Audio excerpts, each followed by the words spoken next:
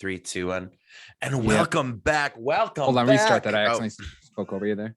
I might keep that in. That's funny.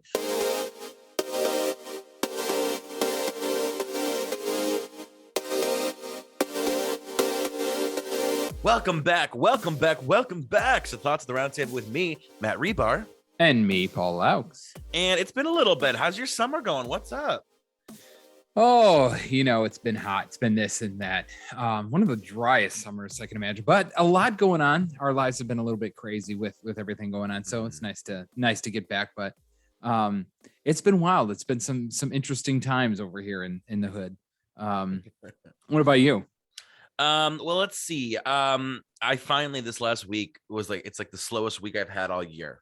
I was so glad to have some time to chill, and this week is looking like the same. I have so much to catch up on, and next week I'm hosting a music festival called Paradiso at Brick and Barrel on Sunday the 31st of July. So if anyone wants to come on out. It's free. But I have so much work to do for that. I've done nothing, but I have my summer's been relatively, normal, but I would like to go on a long rant about airlines. Yes. Ready for this? Yes, let's do it. Because I probably just had one of the craziest experiences of my life. So I had to go down to Dallas for a wedding. And the wedding was great. It was a good time. Dallas is a fun city. It was I think it was 106 degrees the entire time I was there. And even people in Dallas, because I just thought that was Texas, but apparently that's that's not a thing that happens often. They were like, yeehaw, this temperature is too hot. Yeah, even they were like, yo, this is not normal. So don't think this is Texas. But anyways, I would like to address the airlines and the situation of actually flying, because that was one of the most chaotic things of my entire life. Oh God. So I don't even, should I even say the airline or screw it? It was American. You know what? I think, I was gonna say these days, put them on blast. Yeah. Well, it actually worked in my favor that way. So flying, I have 2 kids, okay? And I thought that was going to be the nightmare part of it, them on the plane and everything. But yeah, kids crying, kids yelling, people looking at you, judging your parenting skills. Yeah, complaining about you. It just from Cleveland to Dallas is 2.5 hour airtime. Yeah, and hold on one second. So 2.5 hour airtime, and my kids slept the entire time. It was great. Love Fantastic. That. Love so they that, were fine. Yeah. They literally just went boop. Even the baby just slept. Didn't care. It was a little bit turbulent. They didn't care. But anyways, we get to Dallas, and the flight there was fine. So we get there, and on the plane after we land, they're like, okay, your baggage is in A19. Cool. We get off the plane, and all of a sudden we have the American Airlines app. It says, no, your luggage is at C21.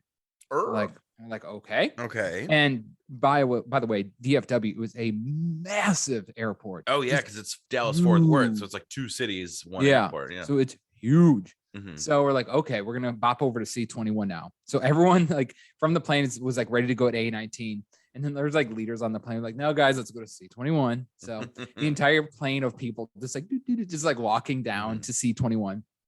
The entire plane gets to C21. We're sitting there waiting, and nothing. They're like, oh, my bad, your stuff's at C25. What? So then we have to go to C25 to get our luggage. And by the time the entire plane had gotten there, nobody had gotten their stuff because we had taken so long, to get there. And so they put everyone's luggage in storage. And so if you don't have your tag, you can't pick up your bag. So we had to literally just fight with them. I see my stuff. It's right there. Can I just pick it up? Well, we don't know it's yours. And so we had to fight through that. Eventually we get that all figured out. Then, by the way, this is the easiest part of the trip. Easiest.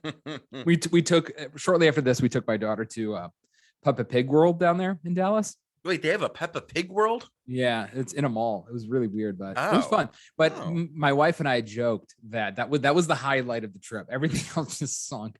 The highlight of our trip was literally Peppa Pig World, and we did that in the first 2 hours we were there, and then the entire thing just went downhill after that. Because what I'm going to tell you next, the next part of this is a whole other episode. We'll do this later. I'll go into this. This is another. So we had a VRBO, rented a house. Thought it was a great idea. It wasn't, because we get to this house, and it was this house like borderline should have been condemned. Like outlets were hanging out of the wall. They No. had removed the smoke detectors. What? You can't do that. There was open alcohol sitting out on the counters. The cabinets were ripped out and broken. Oh my God. It was terrible. In the world? So long story short, again, the fight of this, just it's a whole other thing. I'll explain later. We'll leave that for later. So for the first 48 hours, we were literally homeless in Dallas. And so at one point it was like 10:30 at night, and it was like 100 degrees. And we had, crying kids in the car. We had no place to go. We had no hotel or anything. It's like, all right. Because VRBO was like, we'll relied you. But then by the time we got through them, like, oh, it's too late in the day. We don't do that no more. It's like, okay. And so like, sorry, you got to find a place on your own. And so it was like 10:30. And we're sitting in a Subway parking lot, in the burning heat. It's like, okay, we got to find some place to go, I guess. And so we find a hotel. The next morning, they said they're going to do it again. So we check out of there. They're like, sorry, we can't do it. So now we're homeless again, middle of the day in Dallas. So we said, screw it. Went to a couple museums and we'll figure the hotel out later. We did. We found a hotel that was, we just finished the rest of our trip. Again, I'll talk about all that craziness later. So the rest of the trip was fine. It was just hot. I didn't realize how humid Dallas got, like unbelievably humid. So on the way back, it was difficult to get everything through first of all, the TSA. I get their job is important, but holy shit, man, they got to be better at what they do. Because when I was trying to help my wife, because basically you have to get butt naked to go through the TSA, and with kids it's nightmarish because you got to take all of their strollers apart and fold them and do this and do that. And oh, by the way, on the bus to the rental car station in Dallas, we had my newborn in a car seat, cars for safety or whatever. Like, no, you got to take them out. Like, you take the kid out of the safety seat on a bus ride. So whatever. So it was just when we were getting through TSA to go to Dallas, the guy, my wife was struggling with the kids. I'm trying to help. He goes, are you with her? He's like, yeah. He goes, well, go help her. I'm like, okay. He goes, no, move. I'm like, okay, I'm going to move. He goes, well, go help her. I'm like, bro, what do you want me to do? Oh my God. Like, you literally telling me two different, do you want me to go help? Or he goes, well, there's people online. I'm like, I know, I'm going to help her. He's like, well, you got to move. I'm like, what the fuck do you want me to do? Oh my God. Like, it's what that kind of, it's like some of these people who work in certain industries, I think like TSA, DMV, they work there because they want to shit on people. I'm sorry. Like, right. I don't think every employee at TSA or the DMV, like, I think there's some people who like their jobs or, realize I do an important civic duty, but I think there are people who enjoy the power trips they give people in TSA and at the DMV. You know what I mean? Yeah. Well, it gets better. So we had figured out, what worked, what didn't work, and how to adjust. Oh, now I got the crying kid. On the way there, he'll be fine. And so, we're like, okay, we're going to streamline. We learned from our mistakes, like how to pack things, how to fold things. We're like, okay, we're going to be good. So we get through TSA. We had packed things correctly and everything. So I fly through, in-laws fly through. We're all good. Katie gets through and she has Everett on her chest, that little carrier strap thing, which is fine. They were allowed to do that. And then you go through the metal detectors. It's no big deal. But all of a sudden they go up to Katie and they're like, yeah, so you're testing positive for bomb residue. So we got to take the kids. And so they literally just take the baby. They're like, bye, take the baby, and like walk away. And Katie's like, what do you mean? They're like, yeah, you got to go through through a deeper search. So we got to take your kid. So they just take the baby away. They're like, bye, say goodbye to the baby. And they just take the baby. And Katie's like, and so Katie, like, I start getting annoyed. I was like, guys, and they're like, well, we got to go through all of your bags too. What have you touched? And Katie's like, everything. Like, this is my stuff. Like, well, we got to look at all of it. Oh my God. And so, but there's a really funny kick at the end. So they start digging through just everything, and Katie's crying because they took the baby away. Yeah, no, that's traumatic. Absolutely. And Katie's talking to one TSA agent, and she wasn't even being a jerk. Katie's like, I want to ask this agent something, but she's on. Like, the lady's just on her cell phone for whatever reason. She's like, Belinda, you will not believe. Yeah, the lady who. Hold on one second. So, yeah, this lady was like, so what am I, my cell phone, all this crazy stuff. And they like didn't even tell us how long like the search was going to be or what was involved. They're just like, yeah, this is what we're going to do. And so eventually that took about like 40 some minutes to figure out. And so whatever, we were mad about that. And first of all, the TSA, like if you're just on a power trip, they're like, you should not be doing that job. I agree. So we get through that and our tickets say our gates are D20.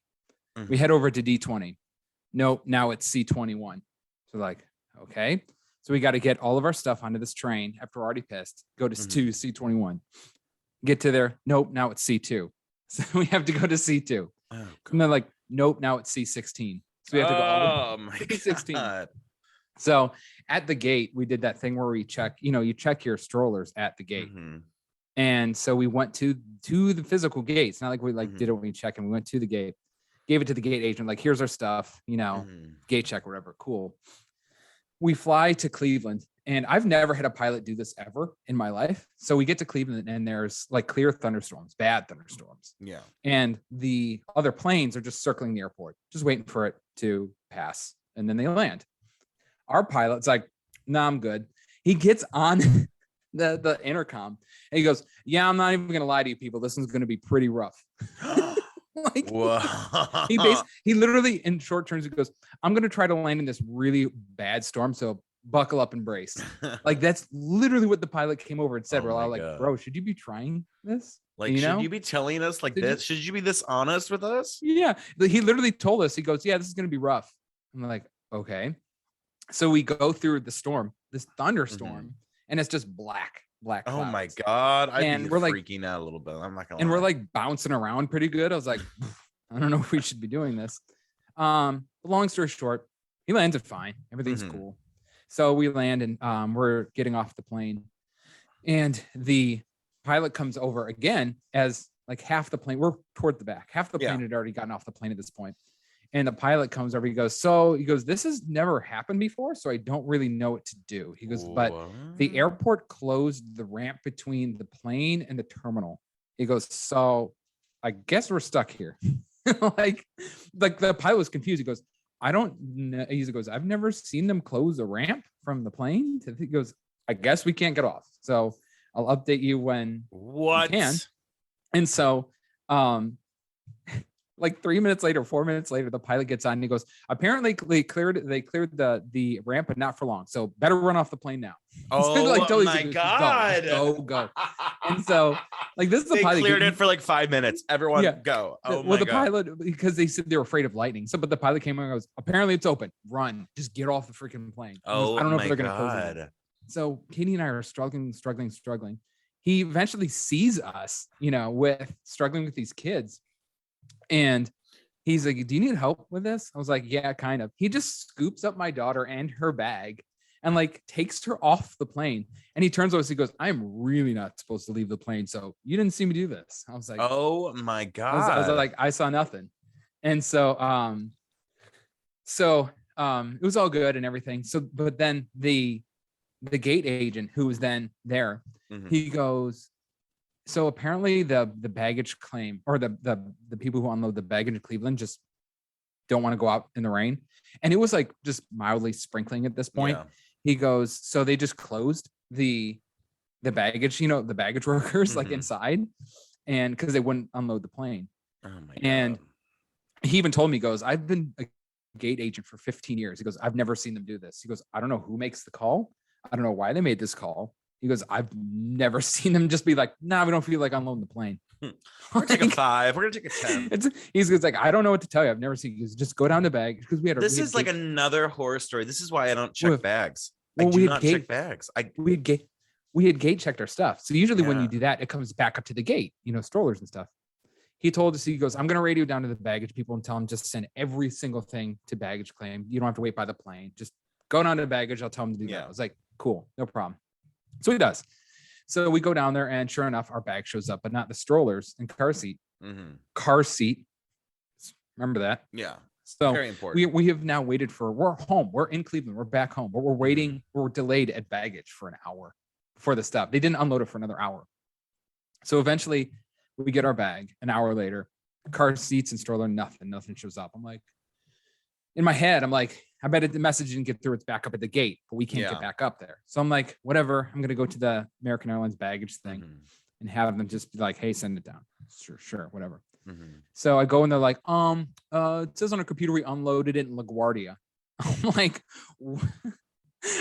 what? Like, we had a flight from Dallas to Cleveland. How did you unload our stuff in LaGuardia? How did it get to New York City? So the gate agent at C16, where we were going, she put our stuff on gate C15, which is going into New York. She put it on the wrong. My God.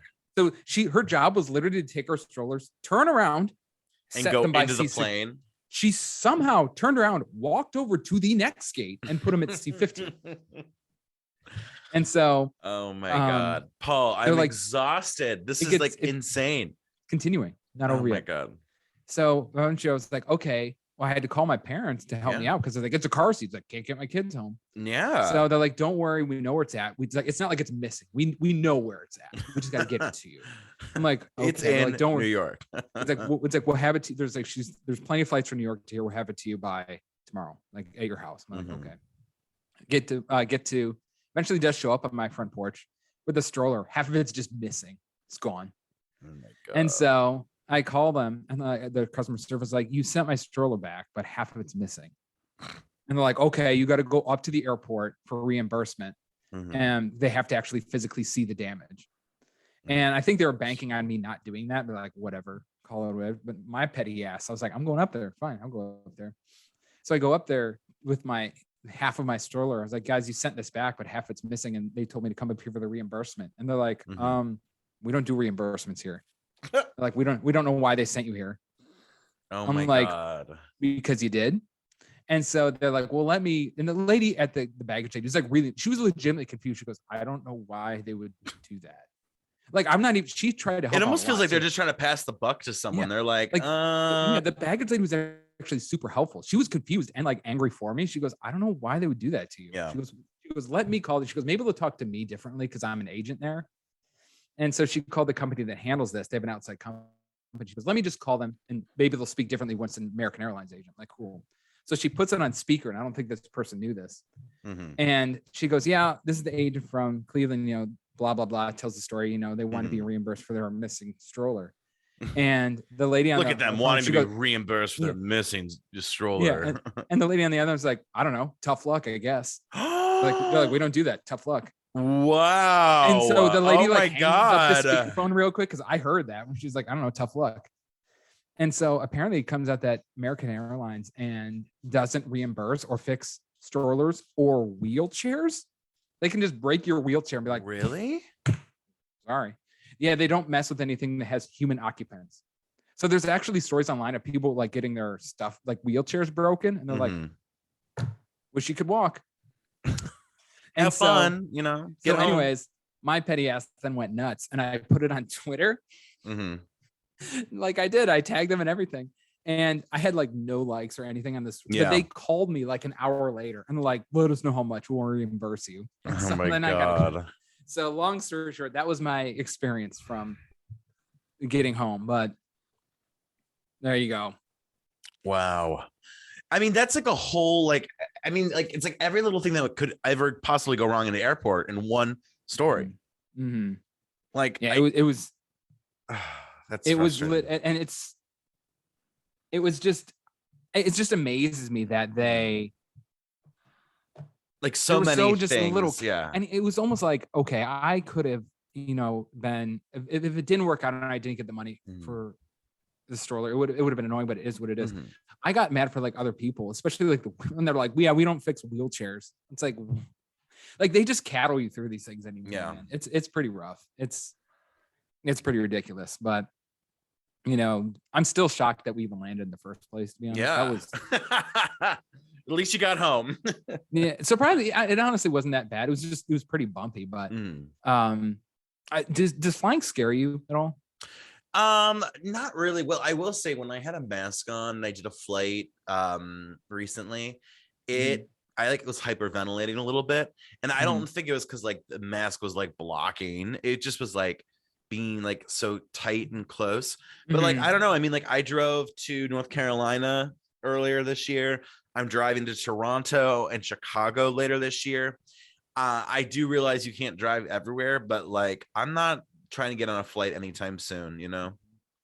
I'm not really afraid. Flying freaks me out a little bit. Like Okay. turbulence, I'm like, but for the most part, I'm okay. When we took off from Dallas, it seemed like the plane was struggling a little bit to get up there. Like it was kind of like he could feel it, but it was okay. The only time I've ever really, really, really been scared on a flight is the time where I was flying to Phoenix and we had like a little bit of turbulence, like nothing like that would in my mind spark anything, you know, just a little bit of bouncing around until the pilot comes over the thing. He goes, yeah, as you can tell, we're in a little bit of turbulence right now. So I'm going to turn on the belt sign. He goes, I can't really figure out why we're bouncing around though. So whatever, I'll figure it out. Bye. I was like, sorry what do that you this mean plane is bouncing around.